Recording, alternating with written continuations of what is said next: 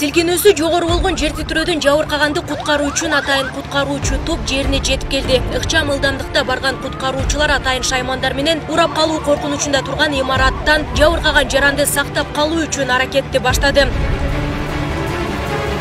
Дал ушул тапта жер титирегенден кийин бийик имаратта 2 жаран жабыркаганы аныкталды. Ушул кезде куткаруучулар атайын техника шаймандардын жардамында бийик имаратка чыгып, жабыркаган жарандарды куткаруу ишин жүргүзүп жатышат. Атайын уюштурулган сценарийдин негизинде жер титирөөдөн жабыркаган жаран медицина кызматкерлерине өткөрүлүп берилди. Андан тышкары куткаруучулар атайын техниканын жардамында жер титирөөнүн кесепетинен 90% урап калган имараттын астында калып калган 2 жаранды куткарып алышты.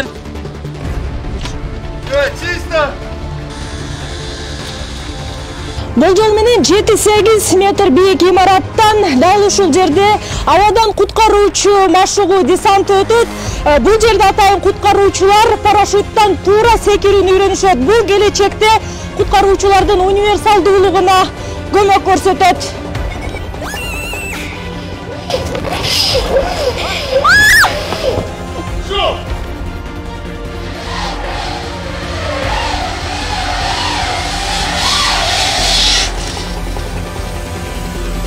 Бул көрүнүш атайын сценарийдин негизинде уюштурулган. Мындагы максат өзгөчө кырдаалдар министрлигинин арканды кырсыктардан алдын алуу жана куткаруу иштериндеги жетишкендиктерди, жаңыдан алынып келинген техникалардын жана шаймандарды пайдалануу шарттарын жана артыкчылыктарын көрсөтүү болуп саналат. Акыркы бир 2-3 жыл аралыгында куткаруучуларга заманбап шаймандар менен камсыздалып келип атат. Бүгүнкү күндө куткаруучулар бардык шартта ар кандай кырдаал болбосун куткаруу иштерине даяр.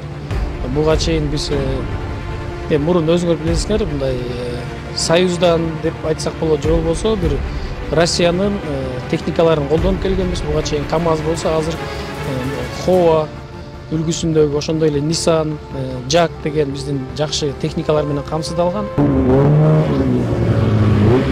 Куткаруучулар дал ушул карда жүрүүчү унаалар менен тоодогу куткаруу иштерин жүргүзүшөт. Бул ыкчам жана мобилдүүлүккө өзүнүн көмөгүн көрсөтөт.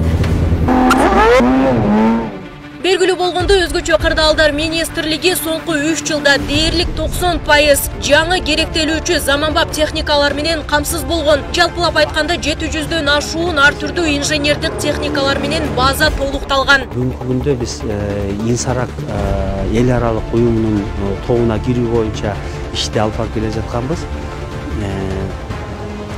Былтыркы жылдан бери бүгүнкү күндө биз ушу Инсарак тобуна кирүүгө даярбыз. Балдарыбыз баягы бүт даярдыктардан өттү. Практикалык иштерди керек болсо ошол эки жер титирөөнүн ошогуна барып көрдү. Бүгүнкү күндө мына атайын шаймандарды, атайын ошол куткаруу шаймандарын, ошо группага иштеле турган шаймандардын баардыгын алып. Жаңы алынган техникалардын ичинде артыкчылыктуу жагы менен өзгөчөлөнгөн республика боюнча 4 ыкчам көчмө пункту бар. Бул атайын кызматтык унаа тоо таштуу аймактарда жүрүүгө ыңгайлашкан. Мунун кызматы байланыш түзүүнү камсыздап берет. Башкармалык менен түзмө-түз, үзүлтүксүз байланышты уюштуруп берет.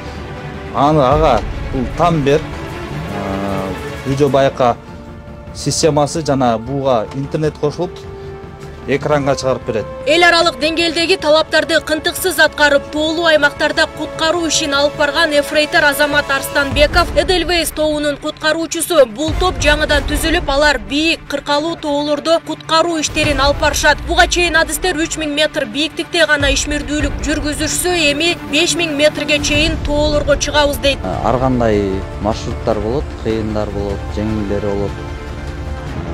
Ошого жараша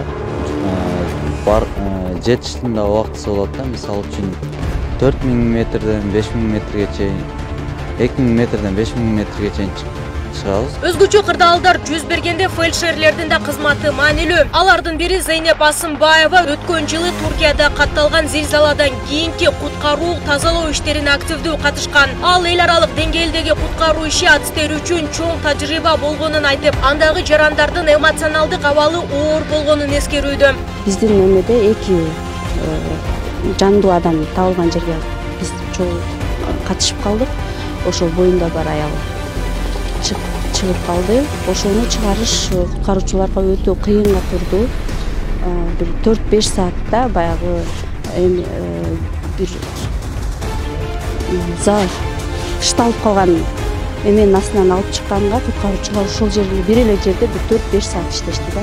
Эскерсек, жаңыдан алынган кесиптик техникалардын жарымы мамлекеттик бюджеттин эсебинен алынса, жарымы гранттын негизинде Кытай жана Орусия мамлекеттеринен алынган. Алардын катарында бардык шарттары менен мобилдик ооруканалар да бар. Нурзада Сыдыкова, Майрамбек Абдибилал уулу, регион Чүй облусу. Кайсы жерде болот? Мобильный машинеге